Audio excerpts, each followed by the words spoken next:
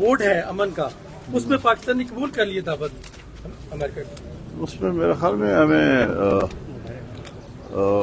फ़लस्तीन और हमास का मौक़िफ़ को देखना चाहिए, क्योंकि असल स्टेक होल्डर वही है, असल फरीक वही है।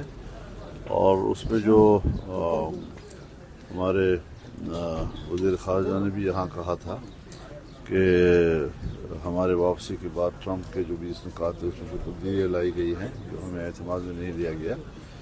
फिर उसके अंदर हमास को गैर मुसल्लह करना और किसी गैर को वहाँ पर इंतज़ामी इख्तियारात देना और ख़ुद अमेरिका का उसकी सरबराही करना, ये सब चीज़ें जो हैं वो क्या फ़लस्तीनियों के लिए भी काबिल कबूल हैं।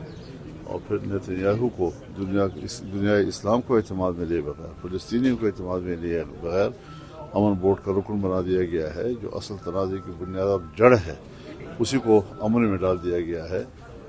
70-80 हज़ार फ़लस्तीनियों का कातिल है वो, और उसके कत्ल के पुष्ट पर पूरा यूरोप, नाटो और उसके अमेरिका जो है वो मौजूद था।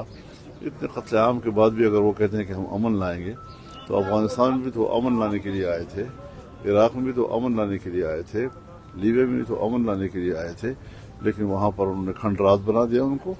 और इसी तरह फ़लस्तीन को भी खंडरात बनाने के बाद अब कहते हैं कि अमन।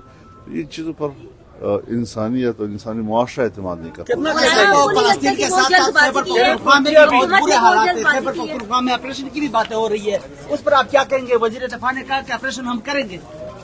देखिए, वो ऑपरेशन करें या ना करें, लेकिन सवाल ये है कि नाकाम है ना। इस बात तो तय है कि वो नाकाम है। पहले भी कई ऑपरेशन हुए